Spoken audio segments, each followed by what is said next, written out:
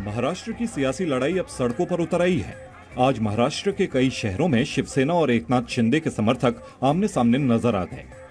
कई जगहों पर हाथापाई तक की नौबत आ गई। इस बीच महाविकास अघाड़ी में बैठकों का दौर जारी है। सुबह संजय राउत और एनसीपी प्रमुख शरद पवार की मुलाकात हुई। देर शाम अजित पवार और जयंत पाटिल के साथ शरद पवार मातोश्री भी पहुंचे। उद्धव ने भी पार्टी के जिला प्रमुखों के साथ बैठक की। उधर विधानसभा के डिप्टी स्पीकर नरहरि झिरवाल ने शिवसेना विधायक दल के नेता के रूप में अजय चौधरी को मान्यता दे दी है। शिवसेना ने 16 बागी विधायकों को अयोग्य घोषित करने की मांग की है। शिवसेना की मांग पर डिप्टी स्पीकर बागी विधायकों को नोटिस भेज सकते हैं। उधर गुवाहाटी में मौजूद एकनाथ शिंदे समर्थकों की संख्या लगातार बढ़ती जा रही है। आज शिवसेना विधायक दिलीप लांडे भी गुवाहाटी पहुंच गए हैं। अब शिंदे गुट ने 42 शिवसेना विधायकों समेत 50 विधायकों के समर्थन का दावा किया है। शिंदे गुट का दावा है कि पार्टी के 5 सांसद भी उनके साथ हैं। एकनाथ शिंदे की शिवसेना से बगावत के बाद महाराष्ट्र का सियासी पारा चढ़ा हुआ है। आज शिवसेना के जिला प्रमुख की बैठक में उद्धव ठाकरे एकनाथ शिंदे पर जमकर बरसे। उद्धव ने कहा कि विधायकों को लालच देकर अपनी तरफ खींचा गया। एकनाथ शिंदे के लिए क्या नहीं किया। नगर विकास मंत्रालय दिया। जो लोग बोलते थे कि हम मरने पर भी शिवसेना नहीं छोड़ेंगे, वो मरने के पहले ही छोड़कर चले गए। शिवसेना सांसद संजय राउत ने भी बागियों को खुली चुनौती दी। राउत ने कहा कि हिम्मत है तो मुंबई आइए और बहुमत साबित कीजिए। हम हार मानने वाले नहीं, जिसको हमारा सामना करना है मुंबई में आ सकते हैं। इस बीच बीजेपी ने दावा किया है कि अघाड़ी के पास नंबर नहीं है और उद्धव सरकार गिरने वाली है। ये नंबर गेम है। ये सरकार तो गिरने वाली है, गिर गई है। प्रधानमंत्री नरेंद्र मोदी 26 से 28 जून तक विदेश यात्रा पर रहेंगे। 26 से 27 जून को पीएम मोदी जर्मनी में होने वाले G7 शिखर सम्मेलन में हिस्सा लेंगे। G7 की बैठक में पीएम मोदी को विशेष तौर पर आमंत्रित किया गया है। India's regular participation at the G7 summits clearly points to increasing acceptance and recognition. G7 समूह में Canada, France, Germany, Italy, Britain और अमेरिका शामिल हैं। पीएम मोदी 28 जून को यूएई पहुंचेंगे, जहां वो यूएई के पूर्व राष्ट्रपति शेख बिन जायद अल नहायन के निधन पर शोक व्यक्त करेंगे। इसके साथ ही पीएम मोदी यूएई के नए राष्ट्रपति शेख मोहम्मद बिन जायद अल नहायन से मुलाकात भी करेंगे। दिल्ली के मुख्यमंत्री अरविंद केजरीवाल और नए उपराज्यपाल विनय कुमार सक्सेना के बीच भी टकराव शुरू हो गया है। सूत्रों के मुताबिक उपराज्यपाल ने दिल्ली सरकार की कई अहम फाइलें रोक ली हैं। दिल्ली के सीएम केजरीवाल को सिंगापुर में होने वाले वर्ल्ड सिटीज समिट में शामिल होने के लिए सिंगापुर जाना है, जहां उनका दिल्ली मॉडल पर संबोधन होना है। सूत्रों की माने तो सीएम केजरीवाल के सिंगापुर जाने की फाइल एलजी हाउस में पिछले 3 हफ्तों से रुकी हुई है। एलजी कार्यालय के अंदर कोई अफसर शरारत कर रहे हैं, या तो वो एलजी को गुमराह कर रहे हैं या एलजी साहब खुद गुमराह हो रहे हैं।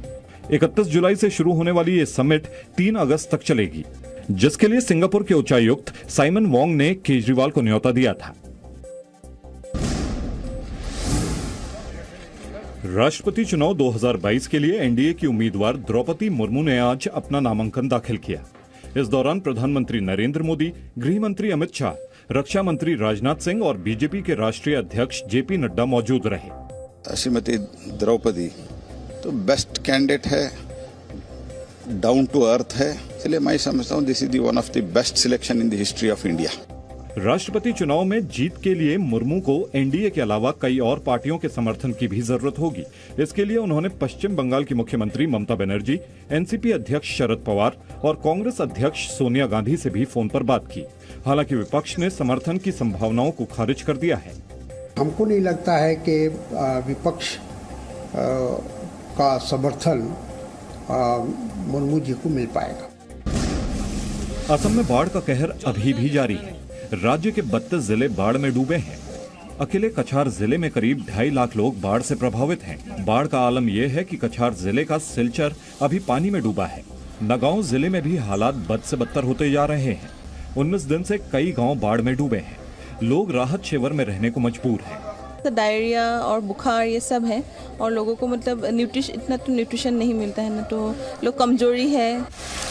लगातार भारी बारिश के कारण असम के लोगों को अभी बाढ़ से राहत मिलने की उम्मीद कम है। करीब 5000 गांव बाढ़ में डूबे हुए हैं।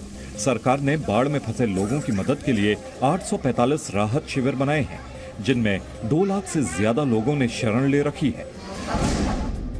यूपी में पुलिस प्रशासन की सख्ती के बीच शुक्रवार की नमाज शांति से संपन्न हो गई। कई संवेदनशील शहरों में पुलिस ने फ्लैग मार्च निकाला, साथ ही धार्मिक स्थलों के बाहर भी सुरक्षा के कड़े इंतजाम रहे। प्रयागराज में अटाला हिंसा वाली जगह पर भारी पुलिस बल तैनात रहा। यहां 10 जून को हिंसा भड़क गई थी। कानपुर में भी 3 जून को हिंसा भड़क गई थी, इसलिए प्रशासन ने संवेदनशील इलाकों में ड्रोन कैमरों से भी निगरानी की। सुरक्षा के लिहाज से 5 कंपनी पीएसी की भी तैनात की गई। बिजनौर में संवेदनशील इलाकों में ड्रोन से घरों की छतों पर निगरानी की गई। जामा मस्जिद के आसपास की इमारतों पर भी निगरानी रखी गई। ललितपुर जिले में भी जुम्मे की नमाज को देखते हुए पुलिस ने शहर के संवेदनशील इलाकों पर पैदल मार्च निकाला। इस दौरान लोगों को शांति व्यवस्था और सुरक्षा के लिए भी जागरूक किया गया। महाराष्ट्र की सियासी लड़ाई अब सड़कों पर उतर आई है। आज महाराष्ट्र के कई शहरों में शिवसेना और एकनाथ शिंदे के समर्थक आमने सामने नजर आ गए। कई जगहों पर हाथापाई तक की नौबत आ गई। इस बीच महाविकास अघाड़ी में बैठकों का दौर जारी है। सुबह संजय राउत और एनसीपी प्रमुख शरद पवार की मुलाकात हुई। देर शाम अजित पवार और जयंत पाटिल के साथ शरद पवार मातोश्री भी पहुंचे। उद्धव ने भी पार्टी के जिला प्रमुखों के साथ बैठक की। उधर विधानसभा के डिप्टी स्पीकर नरहरि झिरवाल ने शिवसेना विधायक दल के नेता के रूप में अजय चौधरी को मान्यता दे दी है। शिवसेना ने 16 बागी विधायकों को अयोग्य घोषित करने की मांग की है। शिवसेना की मांग पर डिप्टी स्पीकर बागी विधायकों को नोटिस भेज सकते हैं। उधर गुवाहाटी में मौजूद एकनाथ शिंदे समर्थकों की संख्या लगातार बढ़ती जा रही है। आज शिवसेना विधायक दिलीप लांडे भी गुवाहाटी पहुंच गए हैं। अब शिंदे गुट ने 42 शिवसेना विधायकों समेत 50 विधायकों के समर्थन का दावा किया है। शिंदे गुट का दावा है कि पार्टी के 5 सांसद भी उनके साथ हैं।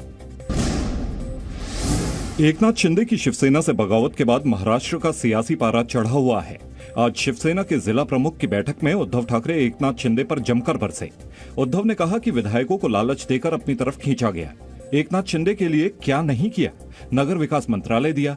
जो लोग बोलते थे कि हम मरने पर भी शिवसेना नहीं छोड़ेंगे, वो मरने के पहले ही छोड़कर चले गए। Presenting V News app available on Google Play and App Store. Download it now.